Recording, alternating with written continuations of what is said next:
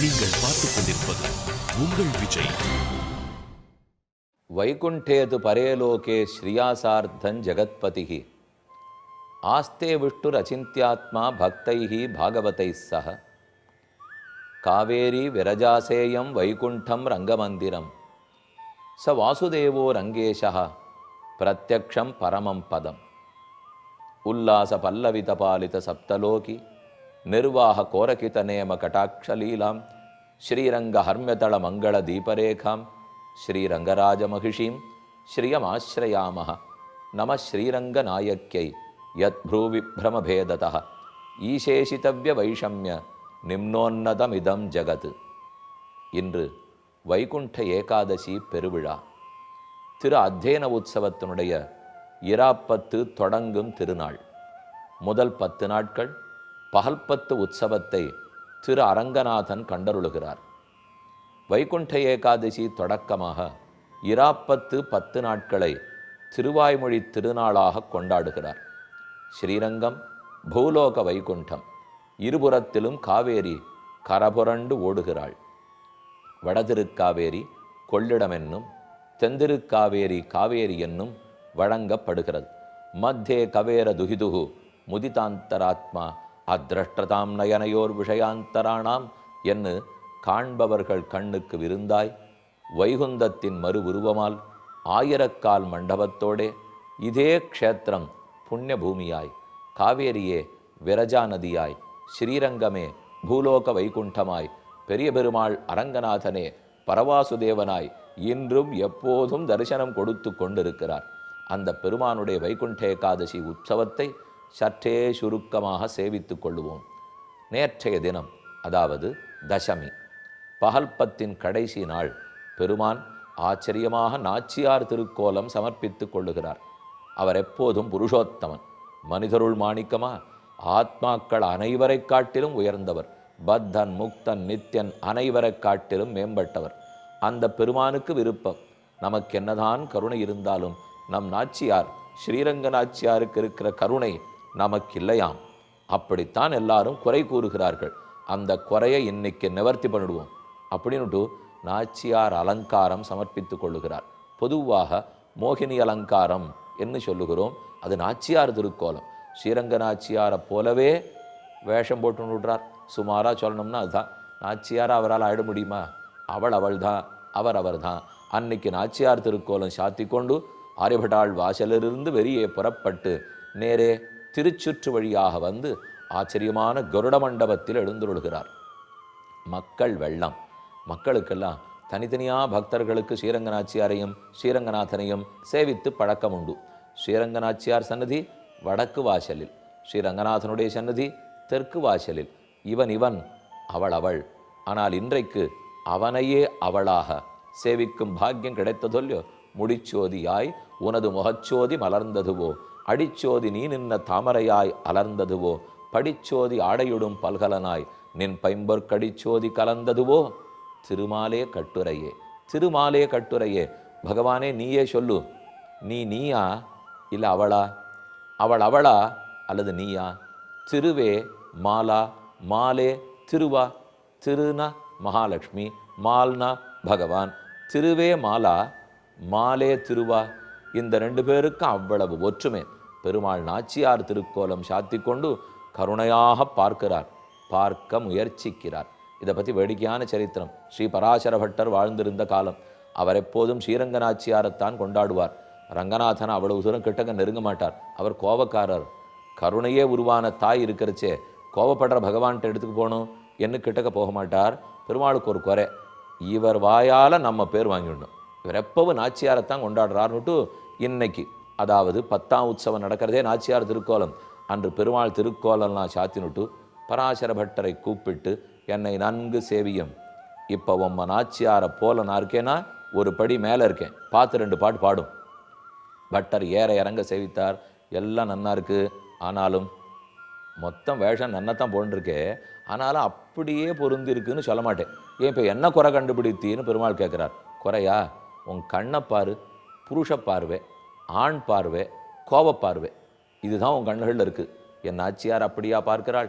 நித்தியம் அஜ்ஞாத நிகிரகா, குற்றமே பார்க்க தெரியாத கண்கள், கோபமே தெரியாத கண்கள், கருணையின் வடிவமான கண்கள், அவருடைய புனிசிரிப்பென்ன, கனிந்த பார்வை என்ன, அபயமுத்ரா முத்ரிதமான திருக்கைகள் என்ன போதும். இதை ஒரு நாளும் உன்னால் வேஷமிட்டு காட்ட முடியாது என்று சொன்ன உடனே பெருமானுக்கு ரொம்ப ஆனந்தம். ஏன்னா நமக்கு உடனே தோணும், ஓ நம்ம மனைவியை விட நம்ம மட்டம்னு சொல்லிட்டாளேன்னா, அதை கேட்டு ஆனந்தப்படுறவன் தான் புருஷோத்தமனான அரங்கநாதன். அதுதான் வாழ்க்கைக்கின் உண்மையானது. ஏன்னா அந்த நாச்சியாருடைய அனுகிரகம் இருக்கவே தான் பகவத் அனுகிரகமே கிடைக்கிறது. நாச்சியார் திருக்கோலத்தை தசமை அன்று சேவித்தோம். இதோ பெருமான் விடியற் காலை 3 மணி அளவில் தன்னுடைய உயர்ந்த வாசலிலிருந்து, திருவணுக்கன் திருவாசலிலிருந்து புறப்பட்டு மற்றொரு புறம் மேற்கு நோக்கி திரும்புகிறார். ஆச்சரியமான ரத்தனாங்கி, வஜ்ராங்கி, நீண்ட திருவபிஷேகம் கிரீட்டத்தோடே, திருமேனி முழுக்க கல்லழைக்கப்பட்ட ஆச்சரியமான அங்கியோடே, திருவடி வரைக்குமாக அற்புத திருக்கோலம். அதுக்குன்னு இருக்கக்கூடிய ஒரு மாலை. இன்னைக்கு வைகுண்ட ஏகாதசி அன்னைக்கு தனி மாலை சாத்தி கொள்ளுகிறார். படிக்கட்டிலிருந்து மெதுமெதுவே இறங்கி மக்கள் வெள்ளம். வைகுண்டத்தையே கொடுக்கக்கூடிய ஏகாதசி. ஓரோரு ஆண்டும் சுமார் 25 ஏகாதசிகள் வரும். அதில் இந்த ஏகாதசிக்கு முக்தி தா என்று பெயர். முக்தி கொடுக்கவல்ல ஏகாதசி. பெருமான் தன்னையே ஒரு ஜீவனாக கொண்டு இந்த சம்சார மண்டலத்திலிருந்து அர்ச்சிராதி மார்க்கத்தில் புறப்பட்டு விரஜா நதியை அடைந்து அங்கு குளித்து அப்புறம் தாண்டி வைகுந்தத்திலே போய் ஆனந்தமா ஒரு ஜீவன் இருக்கிறான். அதை சொல்றதுக்கு தான் இந்த மொத்தமே இன்னைக்கு நடத்தி காட்டுறார். வைகுண்ட ஏகாதசி அன்னைக்கு ஸ்ரீரங்கத்தில் என்ன உற்சவம்னா, ஒரு ஜீவன் அர்ச்சிராதி மார்க்கத்தில் போய் முக்தி அடைகிறானே, அதையே பெருமான் நடத்தி காட்டுகிறார். இதோ விரஜா நதி ஸ்நானம் முடிந்து வைகுண்ட வாசல் கதவு திறக்கப் போகிறார்கள். ஓர் புறத்தில் சந்திர புஷ்கரணி, மற்றொரு புறத்தில் நாச்சியார் சன்னதி. நேரே சேவித்தோமானால் ஸ்ரீ வைகுண்ட வாசல், பரமபத வாசல். எத்தனை ஆழ்வார்களும் ஆச்சாரியர்களும் ஏன் யோகிகளான ரிஷிகளும் இந்த வாசல் திறக்குமா திறக்குமான்னு காத்து கொண்டிருந்திருப்பார்கள். நீங்கள் பார்த்துக் கொண்டிருப்பது உங்கள் விஜய். வைகுந்தம் புகுவது மன்னவர் விதியே, அந்தமில் பேரின்பத் தடியரோடு இருந்தமை கொந்தலர் பொழில் குருவூர் சடகோபன் சொல் சந்தங்கள் 1000 ஆழ்வார் தானே தெரிவிக்கிறார். ஓரொரு மனுஷன் எந்த ஜீவனாக இருந்தாலும் இறுதியில் வைகுந்தத்தை அடைந்துதான் தீர வேண்டும். எங்கோ இருக்கும் மாக வைகுந்தம், வைகுந்த மாநகரம், பரம வியோமம், பரம ஆகாசம், நலம் அந்தமில்லதோர் நாடு, தெளிவிசிம்பு திருநாடு. அந்த திருநாடு உள்ளே. நாம் இப்ப திருநாட்டுக்கு வெளியில காத்துருக்கோம். வைகுந்த வாசல் திறக்க போகிறது. பெருமான் எழுந்துருளப் போகிறார். இதோ எழுந்துருளி அரங்கன், அழகன், அலங்காரன், ஏதே சங்ககதா சுதர்சன பிருதா க்ஷமங்கரா பாகவஹ பாதத்வந்தமிதம் சரண்யம் அபயம் பத்ரஞ்சவோ ஹே ஜனாஹ இத்யூச்சுஷி அபயங்கரே கரதலே ஸ்மேரேண பக்திரேண தத் வியாகுர்வன்னிவ நிர்வகேன்ம மதுரம் ஸ்ரீரங்க சர்வம் சஹ அக்ரே தார்க்ஷேண பச்சாதகிபதி சயனேன ஆத்மனா ஸ்ரீபூமிபியாம் அதிருப்தியாம் நயனசுரளனகைஹி சேவ்யமான அமிர்தௌகௌ வக்திரேண ஹவிஷ்மிதேன ஸ்புரரபயகதா சங்கச்சக்கரைர் புஜாக்ரைஹி விஸ்வஸ்மை திட்டமானம் சரணமசரணாக ரங்கராஜம் பஜாமஹ. பெருமானுடைய திருவபிஷேகம். வைத்த அஞ்சலென்ன கையும், கவித்த முடியும், முகமும் முறுவலும், ஆசன பத்மத்திலே அழுத்தின திருவடிகளுமான பாத்து பிரணத ரக்ஷாயாம் விளம்பம் அசகன்னிவ சதா பஞ்சாயுதீம் பிப்ரது சனஸ்ரீரங்கநாயகா. எப்போதும் அடியார்களுடைய ரக்ஷணத்துக்கென்னே கைகளிலே ஏந்திய திருவாழி திருச்சங்கு. கங்குலும் பகலும் கண்துயிலறியாள் கண்ணநீர் கைகளால் இறைக்கும் சங்கு சக்கரங்களென்னு கைகூப்பும் தாமரை கண்ணன்னே தளரும் எங்கனே தரிக்கேன் உன்னவிட்டென்னும் இருநிலங் கைதொழாவிருக்கும் சங்கையல்பாய் நீர் திருவரங்கத்தாய். திருவரங்கத்தெம்பெருமான் வெளியே புறப்பட்டு சந்திரபுஷ்கரணி கரை வழியாக நடந்து வருகிறார். வீறு நடை போட்டு கஜ சிம்ஹகதி வீரவ் சார்தூல விஷபோபமௌ. அவன் நடைய சேவித்தால் யானை போலே நடக்கிறான், பெருமை தோற்ற. புலி போலே குதியாட்டம் போட்டு நடக்கிறான், கோபம் கொப்பளிக்க.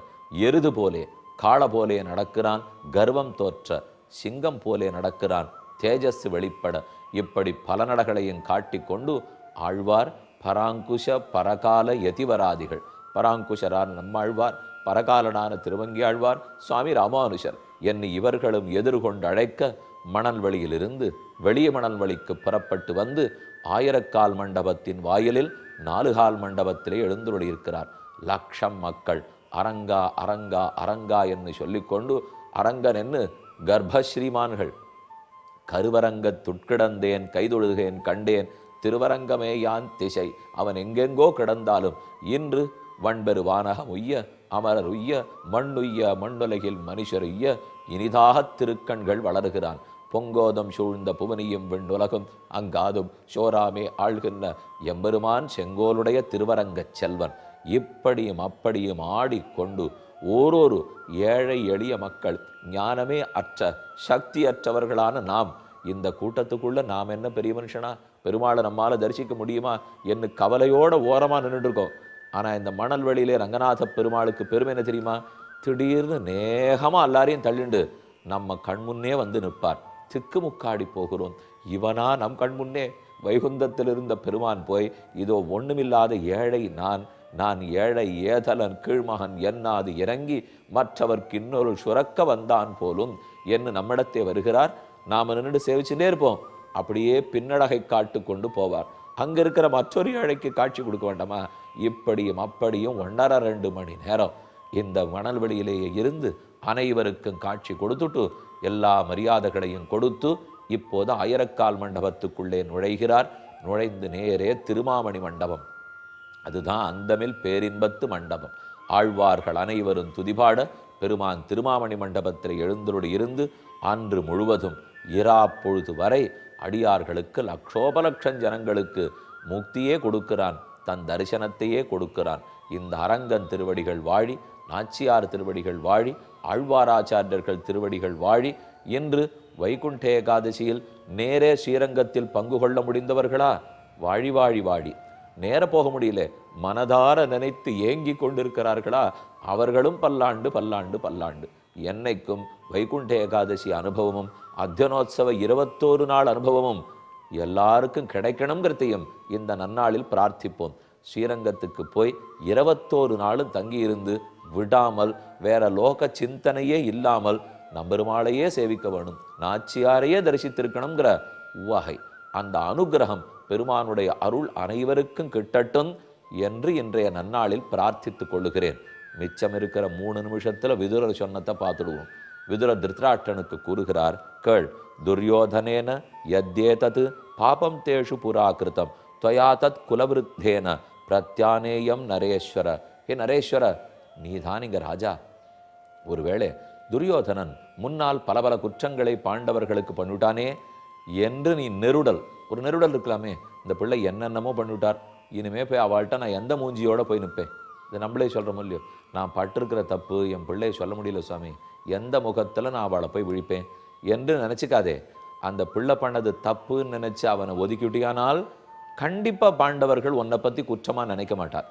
நடந்த குற்றத்தையே நினைத்து மருகி கொண்டிருப்பவன், வஞ்சம் தீர்க்க நினைப்பவன் மனிதனாக மாட்டான்.